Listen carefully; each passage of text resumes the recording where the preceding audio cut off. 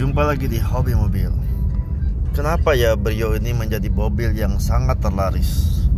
Kita bisa lihat dari data di internet bahwa Brio itu nomor 1, nomor 2, nomor 1. Jadi Brio ini sebagai mobil yang terlaris seluruh Indonesia dibandingkan dengan semua mobil yang lain.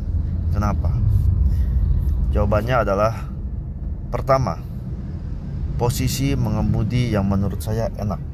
Walaupun dia tanpa teleskopik ya, dia hanya tilt steering, tapi menurut saya enak. Saya dengan tinggi 177 cm, saya merasa ini bisa deket ya, ini bisa deket, tapi kaki saya masih ada ruang. Apalagi dia di kaki sebelah kiri ini dan sebelah kanan juga, dia itu luas gitu, dia tuh luas ini. Nah, jadi saya merasa walaupun mobil ini kecil, tapi posisi mengemudi saya itu tidak sempit. Bahkan mobil-mobil, anggap aja Innova ya, Innova Reborn, saya duduk di Toyota Reborn, sama saya duduk di mobil yang sekecil ini, yang mungkin kecilnya itu setengahnya, saya merasa kaki saya lebih lega kaki saya kayak gitu dibandingkan duduk di Innova. Kenapa? Ini ada pembatas di sini, ada apalah di sini gitu kan.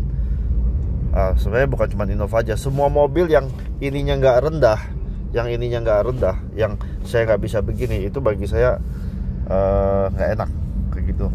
Ferrari pun juga bagi saya nggak enak. Nah terus nomor 2, dia irit bahan bakar. Ini saya udah nggak riset sejak 2.700 km yang lalu ya. Dia dapatnya 13 km per liter. Ini campur ya, kebanyakan dalam kota sih, tapi saya beberapa kali ke Bogor, 13 km per liter itu campur. Tentu menurut saya itu irit. Nah terus yang juga adalah fitur. Menurut saya dia fiturnya tidak berlebihan, walaupun ada kurangnya karena ini tipe E ya, ada kurangnya di Hill Start Assist. Jadi menurut saya kalau ada di tipe E itu Hill Start Assist, itu ya lebih oke lagi gitu, walaupun harganya naik, tapi nggak apa-apa, lebih oke. Seperti di Brio RS, tahu saya itu udah ada Hill Start Assist. Terus bagasi belakang yang menurut saya sih agak lumayan ya. Terus duduk di belakang juga lumayan lega, lumayan lega lah, sedang, nggak lebih lega daripada yang lain ya.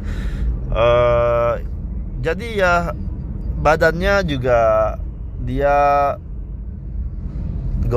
termasuk kecil ya, pendek, jadi bisa satset gitu ya.